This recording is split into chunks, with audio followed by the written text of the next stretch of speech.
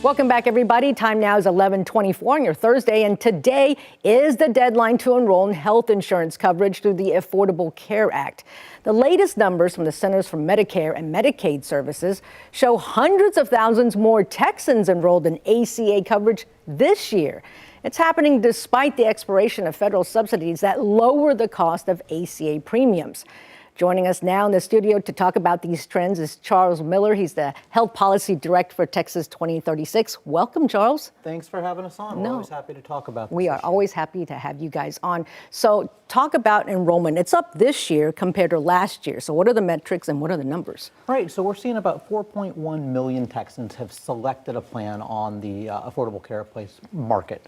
And that is up by about 150,000 compared to this time last year. Now, we won't know for sure if the effectuated enrollment is up until February. And the difference of effectuated enrollment is that means when people who have to pay a premium, once they have actually done that, that's when we'll get those final numbers there in February. All right. And so what was your reaction to this? Because nationwide, the numbers are down. So we are really excited to see this. And I would say to the viewers, today is the last day. Go check out, go see if you can get a plan for you. The big thing that we want to say is while those premiums have gotten more expensive, there is still really good value for a lot of Texans out there. So for anyone making less than 200% of the federal poverty level, and by way of comparison, that's about $30,000 for an individual, about $60,000 for a family of four. If they're making less than that amount, there is a free plan available to them on the individual marketplace. Oh, that is good to know. So definitely want to see that. And we think that the availability of those free plans is why we're continuing to see enrollment growth. So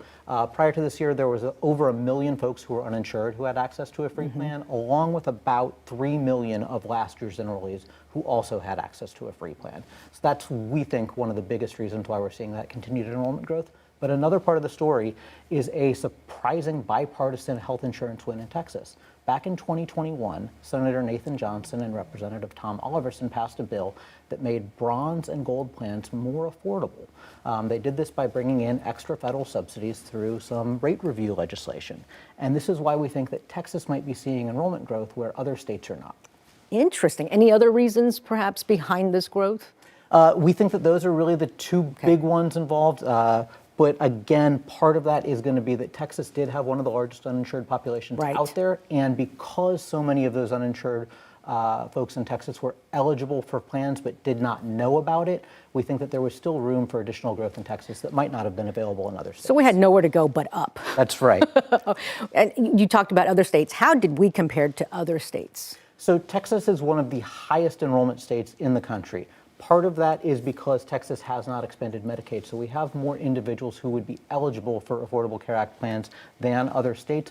But we do see really, really high enrollment in Texas compared to other states, and we have also seen enrollment growth this year compared to other states. So while we did have a lot of room to improve, we have been seeing consistent improvement in Texas, and that's a great sign. And we'll see by the end of the day, right? That's right. How many more people will sign up? The end today is the last day to sign up. So again, go check, go see what you're eligible for, and get those applications in. And if you're eligible for that free program, sign up. Absolutely. All right, Charles Miller with Texas 2036. Thank you so much, and we will be right back.